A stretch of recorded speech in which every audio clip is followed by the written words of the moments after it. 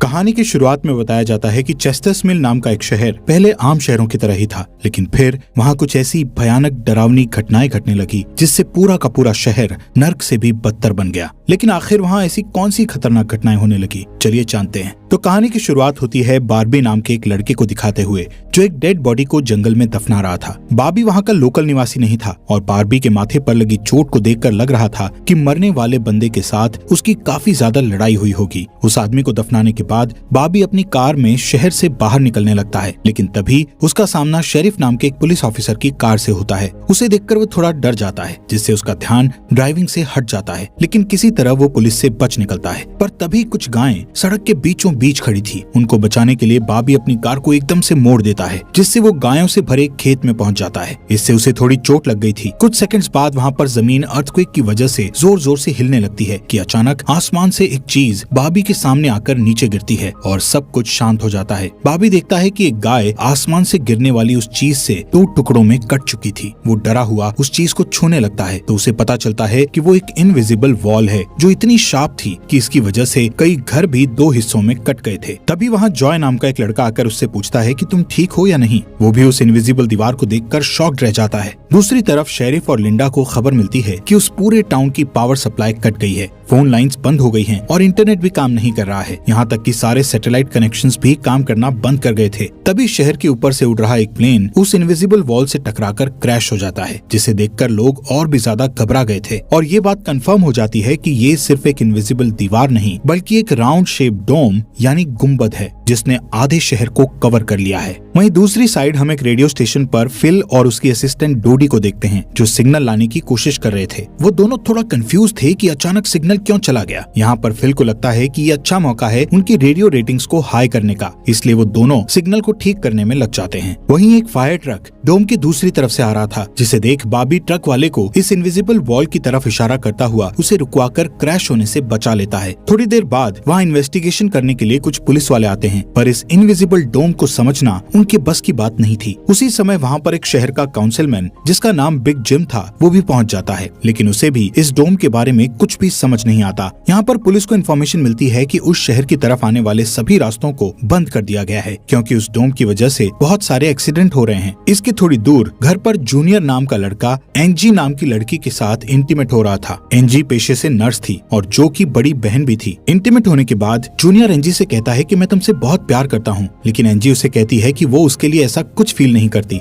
इससे जूनियर का दिल टूट जाता है और उन दोनों में बहस होने लगती है। यहाँ पर उनकी बहस इतनी बढ़ जाती है कि एंजी उसे थप्पड़ मारकर वहाँ से चली जाती है। इसके बाद हम 3 लोगों की फैमिली को देखते हैं, जिसमें मदर कैरोलीन, एलिस और उन दोनों की बेटी नोरी उसी टाउन की तरफ जा रही थी। उन्हें इस बात की खबर नहीं थी कि डोम ने उस टाउन को कवर किया हुआ है। दूसरी तरफ हम जूलिया नाम की एक इन्वेस्टिगेटिव रिपोर्टर को देखते हैं जिसका चेस्टर्स मिल शहर में बहुत नाम था। एक दिन एक औरत उसे एक सीक्रेट खबर देने के लिए कॉल करती है। वो औरत उसे बताती है कि उसने उस वीक चेस्टर्स मिल में प्रोपेन से भरे 6 ट्रक को जाते हुए देखा है और उसके हिसाब से इतनी बड़ी क्वांटिटी में प्रोपेन जैसे फ्यूल का शहर में आना किसी खतरनाक प्लान का हिस्सा हो सकता है। जूलिया उस औरत को इस बारे में इन्वेस्टिगेशन करने का वादा करती है, पर वो अपने काम में ज्यादा बिजी होने के कारण उस पर ध्यान नहीं दे पाती। वहीं बिग जिम रेडियो स्टेशन जाकर इमरजेंसी की अनाउंसमेंट करता है। कैरोलीन जो एलिस और नॉरी के साथ शहर में आ रही थी ये अनाउंसमेंट सुन लेती है, पर उन्हें लगता है कि ये किसी तरह का एडवर्टीजमेंट है, इसलिए वो इस अनाउंसमेंट पर ध्यान नहीं देती और उनकी कार डोम से टकराते टकराते बचती है,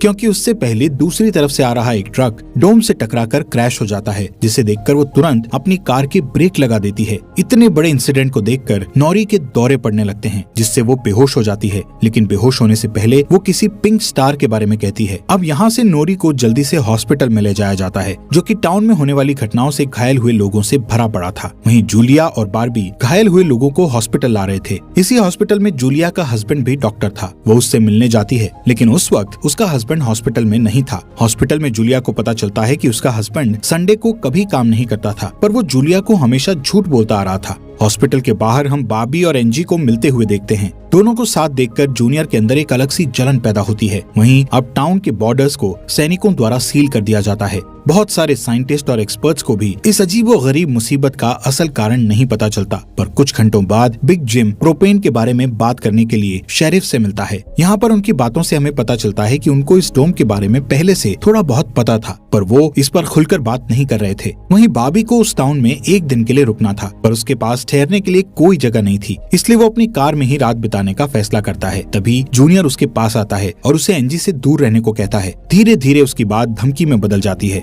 बॉबी हैरान होता है कि आखिर उसकी गलती क्या है। इसी बीच वहाँ जूलिया आ जाती है, जिससे वो झगड़ना बंद कर देते हैं। यहाँ से सीन शिफ्ट होता है और हम देखते हैं कि टाउन के ऐसे हालात से लापरवाह होकर एक जगह कुछ टीनेजर्स पार्टी कर रहे थे। इनमें जॉय भी था। जॉय एक लड़के से वहाँ के हालात पर बात करने लगता है, लेकिन अचानक जॉय को दौरा पड़ने लगता है और वो पिंक स्टार के बारे में बोलने लगता है, जैसे कि पहले नॉरी ने बोला था। वहीं जॉय की बहन एंजी घर पर अकेली होती है। तभी अचानक उसके घर में जूनियर घुसकर उसको किडनैप करके अपने फादर के टूटे फूटे शेल्टर में ले जाता है। यहाँ पर वो उसे बताता है कि मुझे पता है शहर को कवर किए इस डोम के बारे में। यहाँ पर एंजी को उससे ये भी पता चलता है कि बिग जिम ही जूनियर का फादर है। जूनियर एंजी को ये भी बताता है कि उसके फादर अपनी फैमिली की सुरक्षा को लेकर हमेशा चिंतित रहते थे, इसलिए उन्होंने फैमिली के लिए ये शेल्टर बनाया था। वहीं दूसरी साइड जूलिया बॉबी को अपने घर में ठहरने के लिए लाती है। तभी अचानक बॉबी की नजर उसके हस्बैंड की फोटो पर पड़ती है और उसे रियलाइज होता है कि ये वही आदमी है जिसे उसने सुबह मारा था। दूसरी तरफ लिंडा और शेरिफ सभी व्हीकल्स पर नजर रख रहे थे ताकि कोई भी गलती से इस डोम से न टकरा जाए। तभी अचानक शेरिफ को अटैक आ जाता है और वो वहीं पर मर जाता है। अब यहाँ से हमें सुबह की घटना फ्लैशबैक में दिखाई जाती है,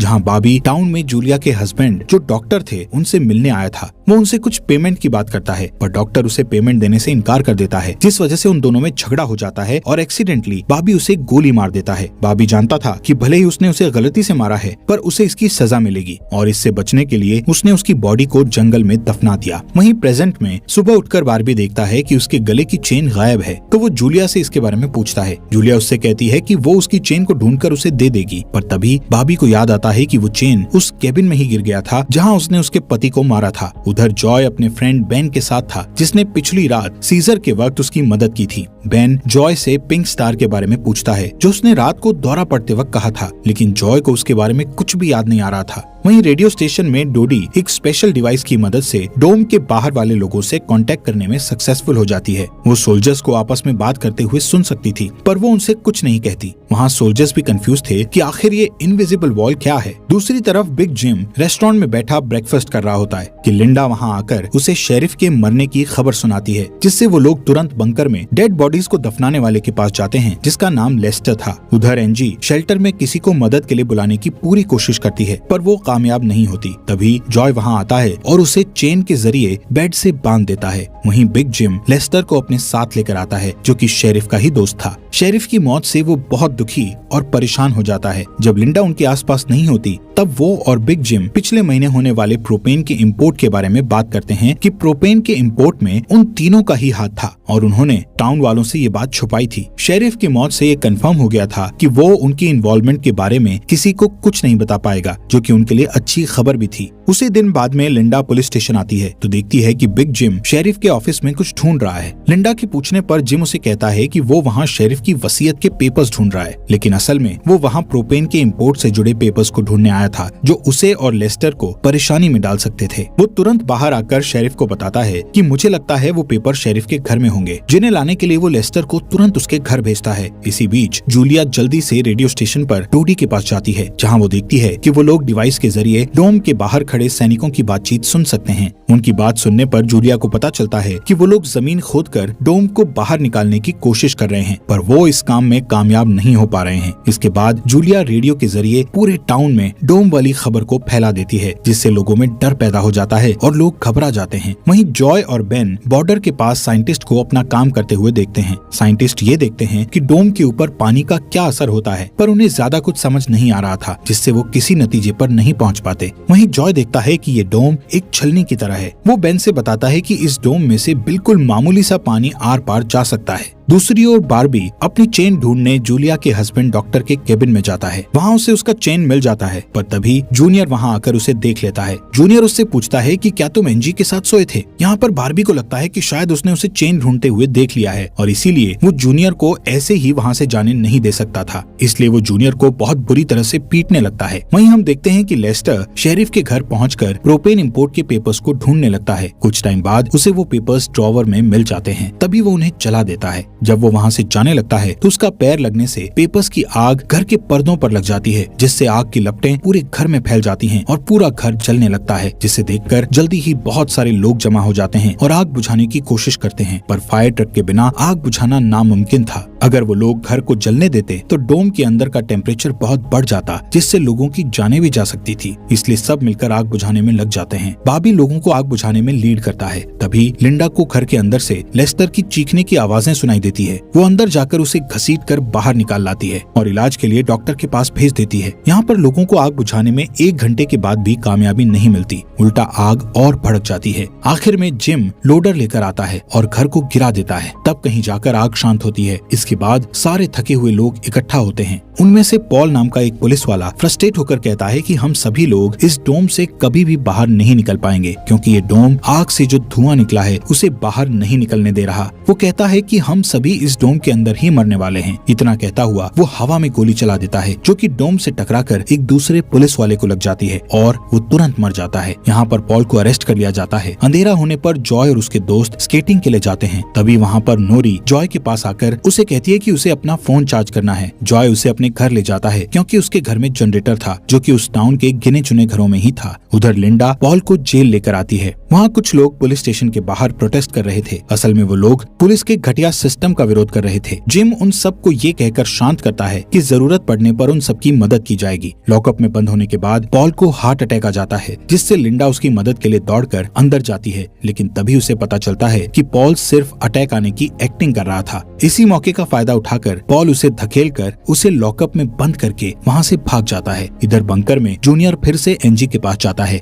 एनजी समझ चुकी थी कि अगर उसे यहाँ से निकलना है तो उसे जूनियर को झूठे जाल में फंसाना पड़ेगा। इसीलिए वो उससे अपने बचपन की यादें साझा करती है, जब वो दोनों एक बंद टनल में जाया करते थे, और कहती है कि हो सकता है डोम का टनल पर कोई असर नहीं हुआ हो, तो वो लोग बाहर जा सकते हैं। यहाँ पर एनजी सोचती है कि अब वो उसके प्यार के जाल में फंस गया है, तो शायद वो उसे छोड़ दे, लेकिन ऐसा कुछ नहीं होता। जूनियर अकेले ही उस टनल में जाने का प्लान बनाता है। वहीं जिम जब पुलिस स्टेशन में आता है तो पॉल की जगह लिंडा को लॉकअप में बंद देखता है। वो तुरंत उसे लॉकअप से बाहर निकालता है। उन्हें पता चलता है कि पॉल अपने साथ एक राइफल और कुछ गोलियां लेकर गया है। लिंडा तुरंत उसकी तलाश में जंगल की ओर निकल जाती है, क्योंकि उसे पता था कि पॉल अक्सर शिकार करने जंगल की तरफ जाया करता था। वहीं जिम पॉल को पकड़ने के लिए एक टीम तैयार करता है। उधर रेस्टोरेंट में बैठी कैरोलीन को नॉरी की फिक्र हो रही थी, क्योंकि वो पिछली रात अपनी दोनों मदर्स को बिना बताए जॉय के घर रुक गई थी। वहीं जिम लोगों से पॉल को तलाश करने के लिए उसकी टीम ज्वाइन करने को कहता है। वो बॉबी से भी उनके साथ चलने को कहता है, क्योंकि वो आग बुझाने में अच्छा लीडर साबित हुआ था। इसके बाद वो लोग जंगल में जाने लगते हैं। रास्ते में बार्बी अपनी खूबियां दिखाता हुआ उनसे कहता है कि वो मिलिट्री में भी रह चुका है। वहीं दूसरी ओर जूलिया जूनियर को टनल की तरफ जाते हुए देखती है। वो उसे रोककर पूछती है कि वो बैग पैक करके कहाँ जा रहा है, लेकिन जूनियर बहुत जल्दी में था और वो नर्वस भी था। वो कहता है कि मैं बस यहीं पास में अपने दोस्त से मिलने जा रहा हूँ। इससे जूलिया का शक उस पर और भी बढ़ जाता है और वो उसका पीछा करती हुई टनल तक पहुँच जाती है। उधर जॉय के घर पर जॉय और नॉरी साथ में नाश्ता कर रहे थे। जॉय पहले कभी किसी लड़की के साथ अकेला नहीं रहा था, इसलिए थोड़ा नर्वस फील कर रहा था, जबकि नॉरी कॉन्फिडेंट थी और बातचीत में भी हाजिर जवाब थी। तभी बेन और 2 लड़कियों को अपने साथ लेकर उसके घर आ जाता है, जिन्हें फोन चार्ज करना था। उन्हें इम्प्रेस करने के लिए बेन को जनरेटर यूज करना था, जिसके लिए जॉय बेन को थोड़ी बेदिली से इजाजत दे देता है, क्योंकि उस टाउन में जनरेटर एक बहुत काम की चीज थी और इस तरह उसका मिसयूज करना उसे सही नहीं लग रहा था।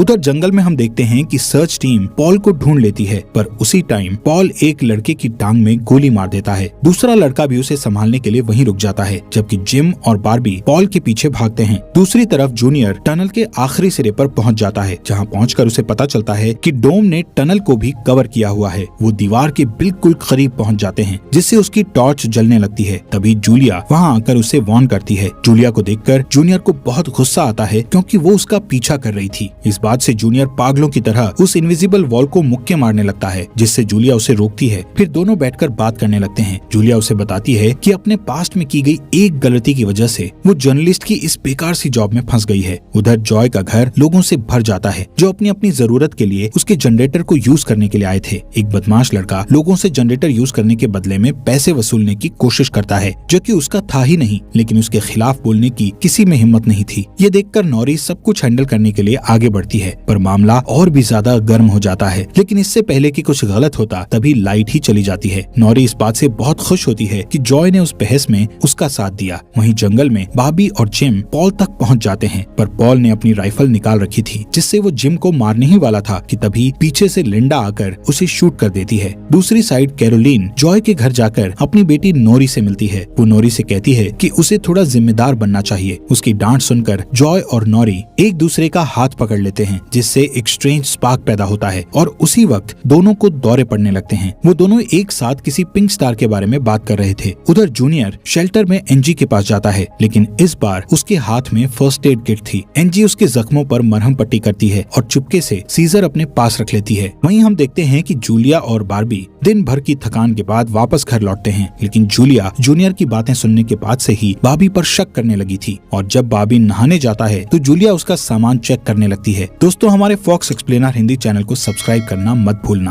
और आपको ये अंडर द डोम सीरीज यहाँ तक कैसी लगी, इस सीरीज के नेक्स्ट एपिसोड लाएं या नहीं, कमेंट